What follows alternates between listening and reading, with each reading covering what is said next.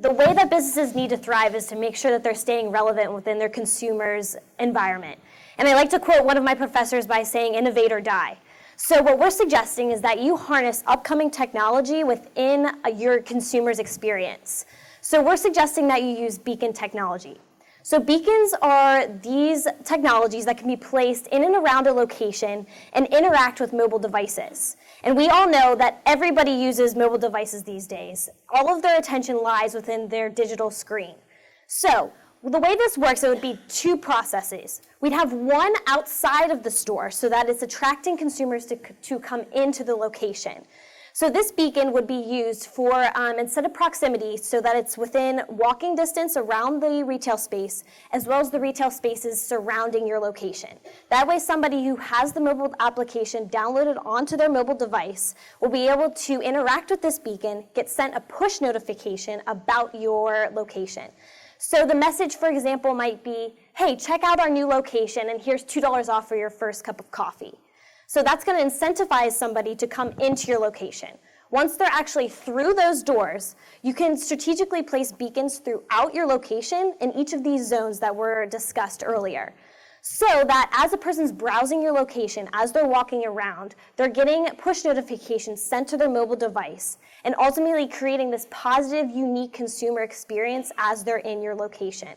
So, for example, somebody could be browsing your location, walking past the loan management offices, and suddenly the beacon communicates with the mobile device. A push notification is sent to the mobile device saying, hey, check out and learn how to repay your student loans faster. In that message, directly in that message, will be a button to say, schedule a consultation right now. So they'll be able to push that button and schedule a 15-minute consultation while they're enjoying their coffee or pastry that they just got. In that consultation, you'll be able to schedule a follow-up meeting so that you're not only bringing consumers from outside into your doors, interacting with you, you'll be able to get them back in for a follow-up consultation. So the way this works is you'll be able to work with a local Baltimore company called MindGrub located in Locust Point. So this company is an innovative technology agency. So they'll be able to work with your existing mobile application and implement this beacon technology. In addition, they'll be able to implement business intelligence within the mobile application. That way you're able to learn more about the consumers who are using the application. You'll be able to target these messages better so that if a millennial walks through your door, you'll be able to push them a notification about paying off student loans. If a baby boomer walks in through your door, you'll be able to push them a notification about possibly setting up a retirement plan. Ultimately, it's about relevance and creating a positive consumer experience.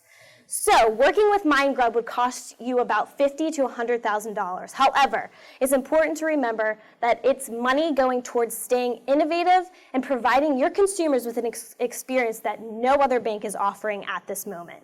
So I'm going to pass it off to Randy to further discuss the rest of the costs about implementing this plan. On the Beacon product, in part of the MindGrub, is that an app that somebody would have to download on their phone in order for those push notifications to be sent to them? The technology would work through your existing mobile application. So all they would have to do is have the First Mariner application already downloaded. So the technology would be for existing consumers who already have the app. And then a marketing message could be pushed out to continue to get people to download this application and continue to interact with your retail space, as well as the rest that the mobile application has to offer. Is that too much information? I mean, I'm walking in, I could get hit here, hit here, hit here, hit here. None of them hit home. So the way I actually spoke with MindGrub about this, I said, it's kind of a small space. So how are you going to stop from the consumer being overwhelmed whenever they're walking in and getting notification from their phone?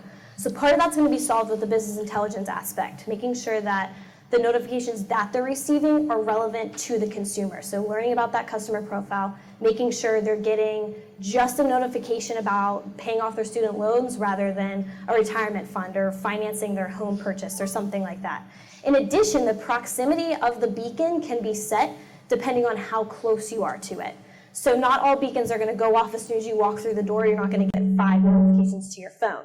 You're going to get, based off of where you are, which notification could be sent to your phone. So it's all super customizable based off of what you want the ultimate customer experience to be when they walk through the doors.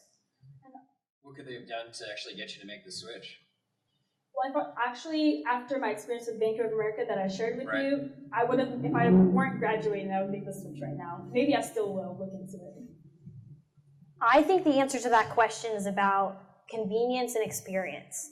So as long as it's convenient, like she said, she's lazy, so she doesn't want to do it. So if it's convenient for her to switch, if it's going to be something as simple as a push of a button and my bank account's transferred and everything's transferred and I don't have to worry about my other worries about my last bank, I think that's a major part of it. And the other part is what's going to happen after that convenient switch has happened. What kind of experience am I going to get from that bank that I'm not going to have to get from my last bank that gave me a bad taste in my mouth? So ultimately, I think that's going to be about your retail location and the kind of experience that you're going to have with them. What are you going to offer, and how convenient is it going to be to make that switch? That's a great answer. So while we're on convenience, looking back to the branch design, we took the ATM, we put it in the lobby. Have we lost the folks that just want to drive up ATM? They're lazy, they don't want to get out of their car. Okay, sorry, I'll be honest, I completely forgot about the drive-through ATM. It's all good. But while that's important, I feel that it's more important to get foot traffic within the bank. So yes, the new design should have a drive-through ATM, but I'd rather, even without it, I'd rather them come inside the branch to, again, create that personable experience. I have one more question is I think you picked up on something with the local, and we're very proud of being local. Most of us went to school here, and a lot went to school right in this building. So we're very proud of that, and I think you hit on the branding aspect of it too. Is we haven't really exploited that local message. And what is it, in your opinion, that makes local special? And how do we brand that? Local is special because you live in this community.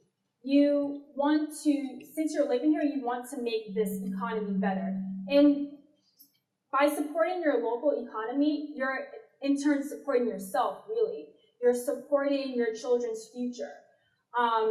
So just personally, I think that's really the main thing with being local, just really portraying that message to your consumers that, hey, you're not only supporting us, you're in turn really supporting the entire community that you live in. I think it's about relationships. So coming from a small town in Pittsburgh and having a father who owns a local business, we actually don't bank with PNC. We have our own local bank. So whenever I go home and I'm using the bank, I know the teller who's helping me. They know me, they're asking me about my day. I know my father, whenever he's going in there, they know about the business. They know the kind of situation that he's in. So it's all about relationship and understanding the person. You're not just a number. And I think that's something that needs to be pushed, that they know you, they know the kind of environment and the community that you're living in.